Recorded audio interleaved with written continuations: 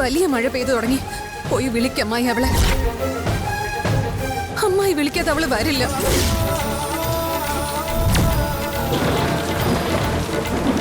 Please അമ്മായി, അവൾ ഈ മഴ മുഴുവൻ കൊണ്ട വല്ല പനിയും പിടിച്ച് കിടപ്പിലാവും. തിരികെ വിളിച്ചു കയറ്റാൻ വേണ്ടിയല്ല അവളെ ഈ വീട്ടിൽ നിന്ന് പുറത്താക്കിയത്. നീ നിന്റെ പാട് നോക്കി പോവാൻ നോക്കാരിയേ. അയ്യോ എന്റെ അമ്മായി, ഇങ്ങനെ വാശി കാണിക്കല്ലേ പ്ലീസ്. ഇതെന്തെങ്ങനെ കൊച്ചു കുട്ടികളെ പോലെ? ഞാൻ പറയുന്നത് എന്താ അമ്മായിക്ക് മനസ്സിലാവാത്ത? കുട്ടികളെ പോലെ കരയുന്നതും വാശി പിടിക്കുന്നതും ഞാനല്ല, നീയാ.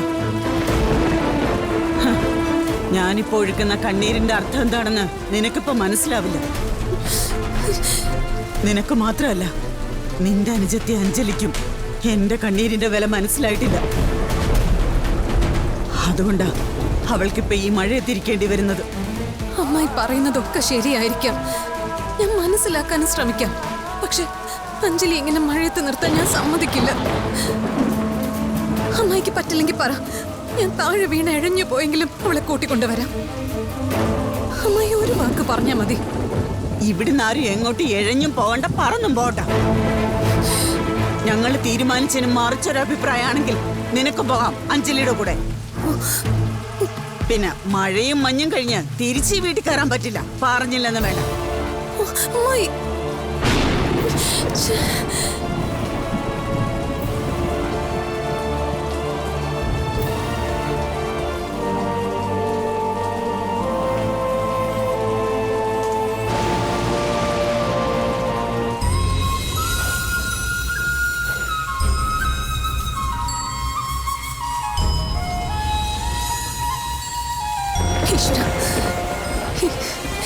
കുഞ്ഞപ്പനും അതുമൊക്കെ കരുനാഗപ്പള്ളിയിലെ കല്യാണത്തിന് പോയിരിക്കുവാണല്ലോ.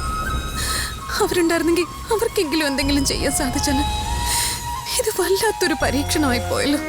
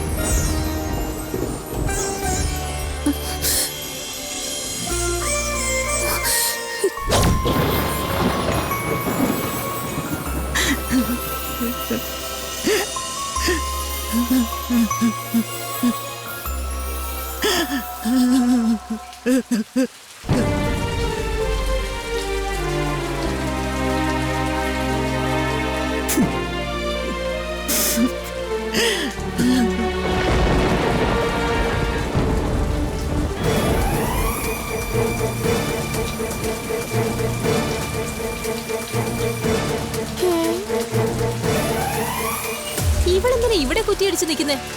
ഇവക്ക് ഇങ്ങോട്ടെങ്കിലും ഇറങ്ങി പോക്കൂടെ? നാശം പിടിച്ച കഴുത.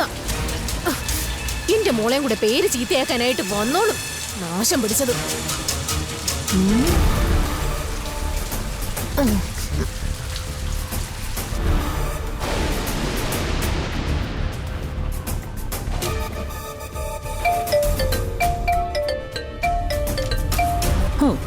BBC ന്യൂസ് ആണല്ലോ വിളിക്കുന്നത്.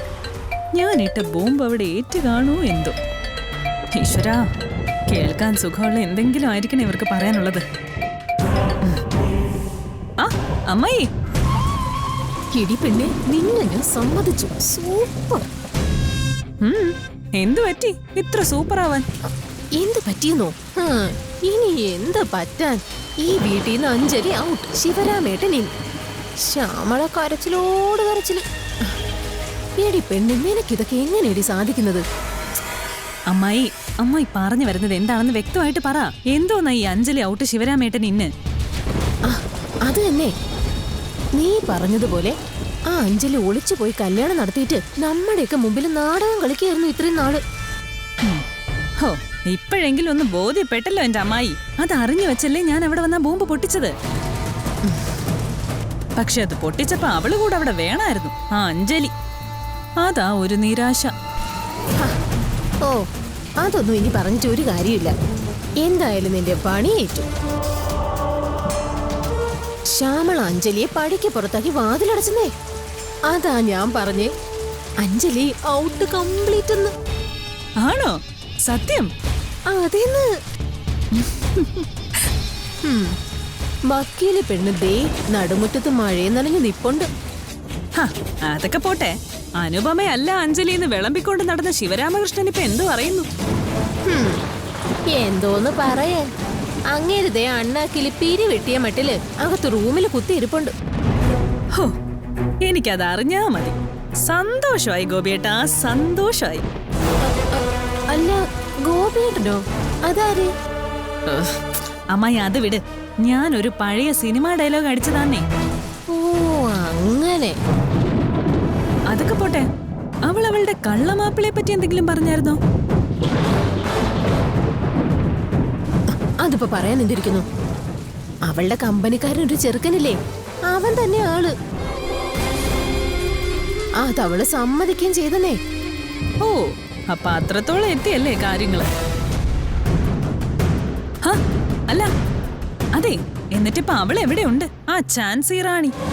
ഹാ, എവിടെ പോവാൻ? അനാഥയെ പോലെ ഇരിപ്പുണ്ട് നടുമുറ്റത്തും മരത്തിന്റെ ചോട്ടിലും മഴയും നനഞ്ഞ്. എന്തായാലും ഇവിടുത്തെ ഒരു സെറ്റപ്പ് കണ്ടിട്ട് ശ്യാമള ഇനി അവളെ ഈ വീട്ടിൽ കയറ്റൊന്നും തോന്നുന്നില്ല. ശ്യാമള കയറ്റിയാലേ നമ്മുടെ ശിവരാമേട്ടൻ കയറ്റില്ല. അതാണ് കണ്ടീഷൻ. അവള് തലേണയും പായും എടുത്തോണ്ട് നേരെ അവന്റെ വീട്ടിലേക്ക് പോകുന്നതാ നല്ലതെന്ന് ഞാൻ പറയും. എന്റെ ഈശ്വര, അല്ല ഇതിപ്പോ വെളുക്കാൻ തേച്ചത് പാണ്ടാവോ? അഞ്ജലി അവര് വീട്ടിൽ നിന്നും പുറത്താക്കിയ സ്ഥിതിക്ക് അർജുന എങ്ങാനും അവളെ ഇങ്ങോട്ട് കൂട്ടിക്കൊണ്ട് വരുമോ? കൂട്ടിക്കൊണ്ട് വന്നോ? ഈശ്വര, ഇതിന് കറങ്ങിത്തിരിഞ്ഞ് എനിക്ക് തന്നെ പണിയാവുന്ന അവസ്ഥയാണല്ലോ. എടി പെണ്ണെ, ഞാൻ പറയുന്ന നീ കേക്കുന്നില്ലേ? ആ, കേൾക്കുന്നുണ്ട്. ആ, ഏതായാലും നിന്റെ പണി ഭംഗിയായി കഴിഞ്ഞല്ലോ. ഇവിടത്തെ ബാക്കി വിവരങ്ങളെ ഞാൻ നിന്നെ അപ്പ അറിയിക്കാം. അതിന് എന്റെ പണി കഴിഞ്ഞു എന്ന് അമ്മായിയോട് ആരാ പറഞ്ഞത്? ഇനിയല്ലേ ശരിക്കും എന്റെ പണി തുടങ്ങാൻ പോകുന്നത്. ഇപ്പൊ ആ വീട്ടിൽ നിന്ന് പുറത്തായവള് അധികം വൈകാതെ ഈ നാട്ടിൽ നിന്ന് തന്നെ പുറത്താവും. അതിനെന്താ വേണ്ടതെന്ന് ഈ അനുപമയ്ക്ക് നന്നായിട്ട് അറിയാം. തൽക്കാലം നിങ്ങൾ ഫോൺ വെക്ക്.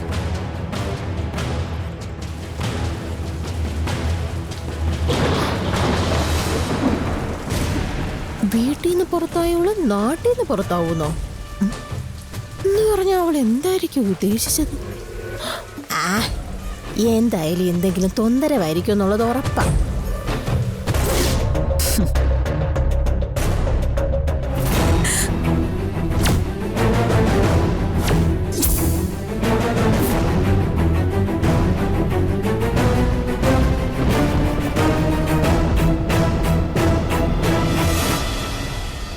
എന്താണ് വലിയൊരു സന്തോഷം? പുതിയെന്തോ തരികിട ഒപ്പിക്കാനുള്ള തന്ത്രപ്പാടിലാണെന്ന് തോന്നുന്നു അനുപമ മേഡം. തീർച്ചയായിട്ടും ഈ അനുപമയുടെ മനസ്സിലിരിപ്പ് അഭി കൃത്യമായിട്ട് മനസ്സിലാക്കുന്നുണ്ടല്ലോ എന്ന് അറിയുമ്പോഴാ നമ്മള് ഭാര്യ ഭർത്താക്കന്മാര് തമ്മിലുള്ള ആ ഒരു യോജിപ്പേ. മതി മതി മതി. ഇതിലിപ്പോ മനസ്സിലാക്കാനായിട്ട് പ്രത്യേകിച്ച് ഒന്നുമില്ല. വാ തുറന്ന കള്ളവും പ്രവൃത്തി കൊണ്ട് മറ്റുള്ളവർക്ക് ദോഷവും ചെയ്യുന്ന നിന്റെ ഈ അടുത്ത പണി ആർക്കിട്ടാണെന്നുള്ള കാര്യത്തിൽ മാത്രമേ എനിക്ക് ഡൗട്ടുള്ളൂ. ആണോ? എന്നാ അഭി അതേക്കുറിച്ച് ആലോചിച്ച് ഒരുപാട് തല പുണ്ണാക്കണ്ട. അഭിക്ക് വളരെ വേണ്ടപ്പെട്ട ഒരാളാ അനുപമയുടെ അടുത്ത ടാർഗറ്റ്. വളരെ വളരെ വേണ്ടപ്പെട്ട ഒരാൾ. അതാരാണെന്നൊന്ന് ഓർത്തു നോക്ക്. ഒപ്പം ഈ അനുപമയുടെ അടുത്ത പണി തടയാൻ പറ്റുമെങ്കിൽ അഭി ഒന്ന് തടയാൻ ശ്രമിക്ക്. I challenge you. നമുക്ക് നോക്കാം ആര് ജയിക്കുമെന്ന്.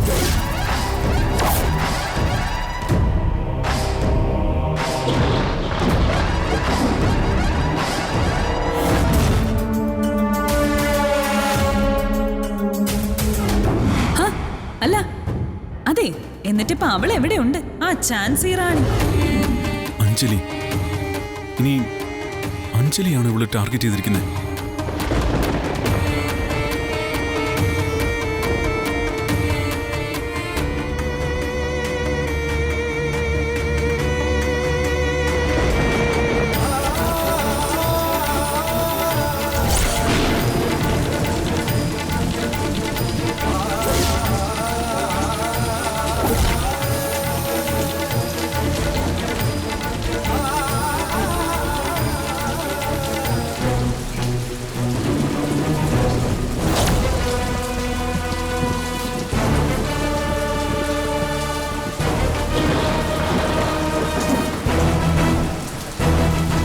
അഞ്ജലി ഇപ്പോഴും അവിടെ തന്നെ ഇരിപ്പാണല്ലോ.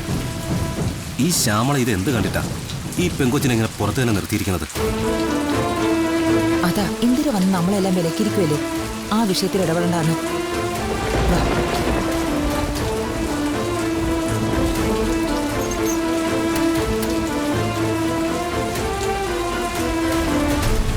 അഞ്ജലിയുടെ കാര്യം കഷ്ടം തന്നെ.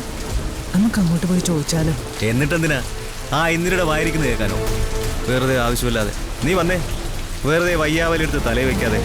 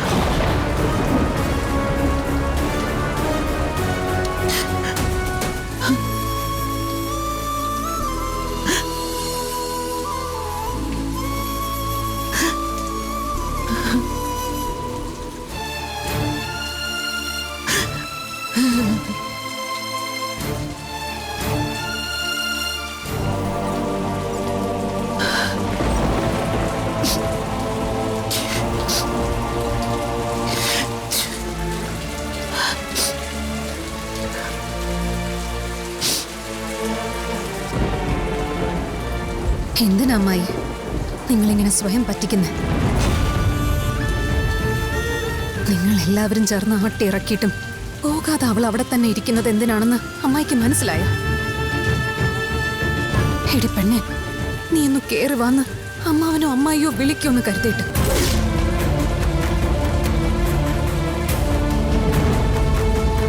കുറഞ്ഞ പക്ഷം നിങ്ങളിൽ ആരെങ്കിലും നിനക്ക് എന്താടി പറ്റിയെന്ന് ചോദിക്കുമെന്ന് കരുതിയിട്ട്. നിങ്ങളിൽ ഒരാൾ പോലും ചോദിച്ചില്ല. അത് ചെയ്യാൻ തയ്യാറായവരെ നിങ്ങൾ അതിനനുവദിച്ചില്ല. അതാണ് സത്യം. ഞാനിങ്ങനെ ഒന്നിനും കൊള്ളാത്ത ഒരുത്തിയായിട്ട് ഈ ചക്രത്തിനുള്ളിലായിപ്പോയി. ഇല്ലായിരുന്നെങ്കിൽ ഞാനത് ചെയ്തേനെ. അതിപ്പോ അഞ്ജലിയോടൊപ്പം വീടിന് പുറത്തു പോകേണ്ടി വന്നാലും ഞാനത് ചെയ്തേനെ. ഓ, നീ ഞൊട്ടും. അവള് മഴയത്തിരിക്കുന്നെങ്കിലേ അത് അവളുടെ കയ്യിലിരിപ്പുണ്ടാ. അവളെ ഇറക്കി വിട്ടത് ആരാ? നമ്മളൊന്നും അല്ലല്ലോ. അവളുടെ തന്തയും ഈ തള്ളയും കൂടെ ചേർന്നല്ലേ. അപ്പൊ പിന്നെ അവർക്കില്ലാത്ത ഒരു ദണ്ണോ ഇവിടെ വേറെ ആർക്ക് തോന്നേണ്ട ഒരു കാര്യമില്ല. മതി, നിർത്ത്.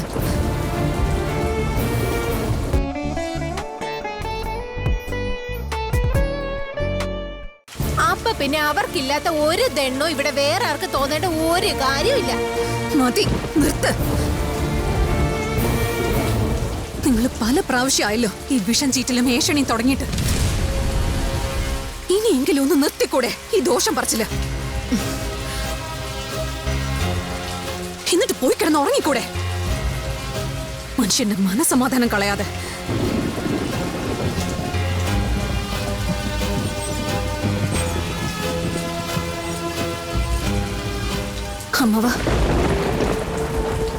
അമ്മാവൻ ഇതെന്ത് ഭാവിച്ച ഈ കാണിക്കുന്നത്?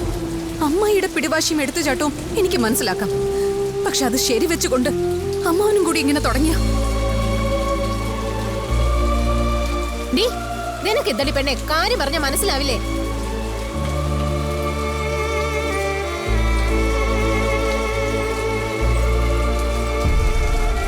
അഞ്ജലിയുടെ കാര്യം തീരുമാനിക്കാനേ അവൾക്ക് അവളുടെ അച്ഛനും അമ്മയും ഉണ്ട്. നീ അതീ കയറി കോലിട്ടിളക്കാൻ നിക്കണ്ട.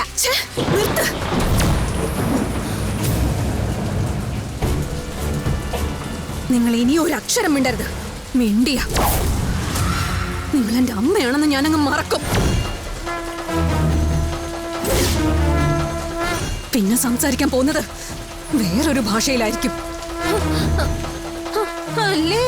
ഇപ്പൊ അങ്ങനെയായോ കാര്യങ്ങള്? അല്ലെങ്കിലും നിനക്ക് നല്ല ബുദ്ധി പറഞ്ഞുതരാൻ വന്ന എന്നെ വേണം തല്ലാൻ. ഞാൻ പോയി കിടന്ന് ഉറങ്ങാൻ പോവാ. നീ നിന്റെ പാട്ടിന് എന്ത് വേണോ ചെയ്തോ. അല്ല പിന്നെ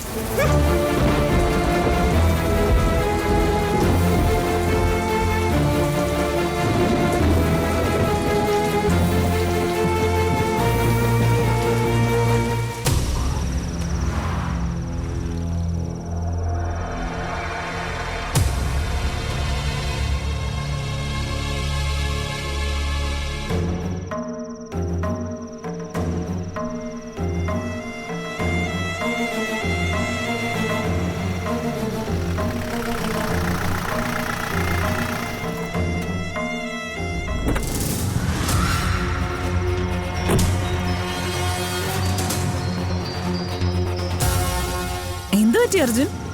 ഇന്ന് നേരത്തെ ആണല്ലോ. കുടുംബക്കാരനായപ്പോ കുറച്ച് ഉത്തരവാദിത്വമൊക്കെ കൂടിയെന്ന് തോന്നുന്നു. കുടുംബക്കാരനോ എന്ന് പറഞ്ഞ എടുത്ത് എന്താ ഉദ്ദേശിച്ചത്? അല്ല, അർജുൻ ഒരു കുടുംബമൊക്കെ ആയിട്ട് ജീവിതം തുടങ്ങേണ്ട സമയമായെന്ന് പറയുമായിരുന്നു. ഓ, എന്നും ഇങ്ങനെ ബാച്ചിലർ ആയിട്ട് അടിച്ചു പൊളിച്ച് നടക്കാൻ പറ്റില്ലല്ലോ. ഓ അങ്ങനെ. നിന്റെ ഈ ഒളിച്ചുകളി എനിക്ക് ഇഷ്ടമായി.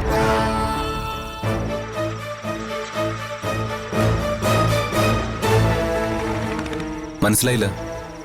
അല്ല, ഈ കള്ളം പറഞ്ഞ് ശീലമില്ലാത്തവരെ അതിന് മുതിരാതിരിക്കുന്നതാ നല്ലത്.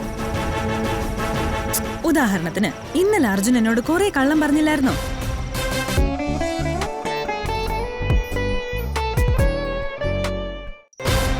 അല്ല, ഈ കള്ളം പറഞ്ഞ് ശീലമില്ലാത്തവരെ അതിന് മുതിരാതിരിക്കുന്നതാ നല്ലത്. ഉദാഹരണത്തിന് ഇന്നലെ അർജുൻ എന്നോട് കുറെ കള്ളം പറഞ്ഞില്ലായിരുന്നോ? അതൊന്നും ഏൽക്കില്ലാന്ന് കണ്ടതുകൊണ്ടല്ലേ ഇന്ന് എന്നോട് ഒരു അക്ഷരം പോലും ഉരിയാടാതെ അർജുൻ അകത്തോട്ട് കയറി പോകുന്നത്. ഈ ഒളിച്ചുകൾ ഇഷ്ടപ്പെട്ടു എന്നാ ഞാൻ പറഞ്ഞു.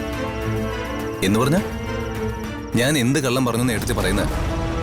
ദേ, എന്നോട് എന്തെങ്കിലും പറയാനുണ്ടെങ്കിൽ അത് ഈ വളച്ചു കെട്ടില്ലാതെ സ്ട്രെയിറ്റ് ഫോർവേഡ് ആയിട്ട് പറയുന്നതായിരിക്കും നല്ലത്. പ്ലീസ്. അങ്ങനെ എല്ലാ കാര്യങ്ങളും നമുക്കങ്ങ് തുറന്നടിച്ച് പറയാൻ പറ്റും അർജുൻ? അർജുനും കാണില്ലേ ആരോടും പറയാതെ ഒളിപ്പിച്ചു വെച്ചിരിക്കുന്ന കുറച്ചെങ്കിലും രഹസ്യങ്ങള്? കാണും, ഉറപ്പായിട്ടും കാണും. ഇവരെന്താ ഈ പറഞ്ഞു വരുന്നത്? ഒന്നും മനസ്സിലാവുന്നില്ലല്ലോ. പക്ഷേ ചില രഹസ്യങ്ങളൊക്കെ നമുക്ക് കുറച്ചു നാളെ ഒളിച്ചു വെക്കാൻ പറ്റും, മറ്റു ചിലത് കുറച്ചധികം നാള്. എല്ലാ രഹസ്യങ്ങളും എല്ലാ കാലത്തും ഒളിപ്പിക്കാൻ ആരെക്കൊണ്ടും സാധിക്കില്ല അർജുൻ. അറിയേണ്ടവരൊക്കെ അറിയേണ്ടത് അറിയേണ്ട സമയത്ത് തന്നെ അറിഞ്ഞിരിക്കും. അതാണ് പ്രകൃതി നിയമം. ശംഖചക്രം തറവാടിനെ സംബന്ധിച്ചിടത്തോളം ഈ അനുപമ അറിയാതെ ആർക്കും ഒരു രഹസ്യവും ഒരുപാട് നാൾ കൊണ്ടു നടക്കാൻ പറ്റില്ല. അതാ ഇവിടുത്തെ നിയമം. അർജുൻ എന്തെങ്കിലും മനസ്സിലാവുന്നുണ്ടോ എന്തോ? സത്യം പറയട്ടെ, ഒന്നും മനസ്സിലായില്ല. എന്താ ചേട്ടത്തി സത്യത്തിൽ പറയാൻ ഉദ്ദേശിക്കുന്നത്? 2 ദിവസമായിട്ട് ഓരോന്നിങ്ങനെ കുത്തി പറയുന്നുണ്ടല്ലോ. ഇന്നിപ്പോ എന്നെ കുടുംബക്കാരനെന്നും ഒളിച്ചെളിക്കാരനെന്നും രഹസ്യം സൂക്ഷിപ്പുകാരനെന്നും പ്രകൃതി നിയമം തെറ്റിക്കുന്നവനെന്നൊക്കെ പറഞ്ഞ് വലിയ ഒച്ചപ്പാടും ബഹളമൊക്കെ ഉണ്ടാക്കുന്നതല്ലാതെ മനുഷ്യന് മനസ്സിലാവുന്ന രീതിയിലൊന്നും പറയുന്നില്ലല്ലോ. സോറി, മനുഷ്യന് മനസ്സിലാവുന്ന രീതിയിൽ തന്നെയാ ഞാൻ പറഞ്ഞത്. നിനക്കത് നേരാവണ്ണം മനസ്സിലാവാത്തതുകൊണ്ടാ. വേണമെങ്കിൽ ഇപ്പോഴത്തെ സന്തത സഹചാരിയില്ലേ അഡ്വക്കേറ്റ് അഞ്ജലി, അവള് വിശദീകരിച്ച് പറഞ്ഞു തരും. അവളുണ്ടെങ്കിൽ മാത്രം.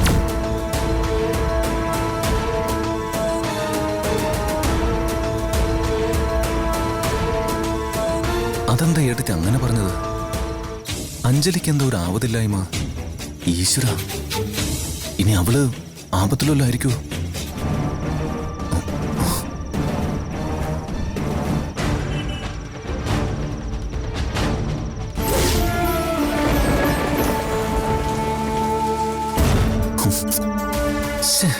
ഫോൺ എടുക്കുന്നില്ലല്ലോ.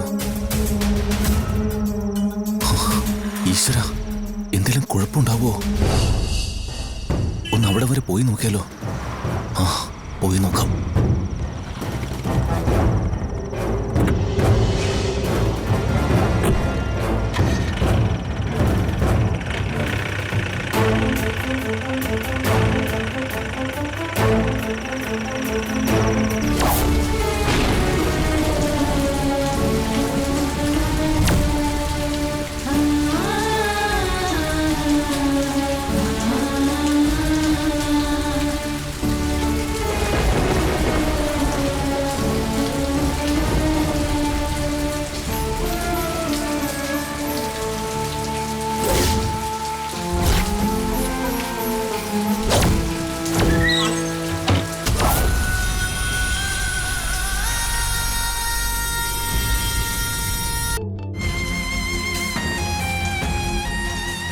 ഇനി എന്തൊക്കെ സംഭവിച്ചാലും നമ്മളത് നേരിടും, ഒരുമിച്ച്.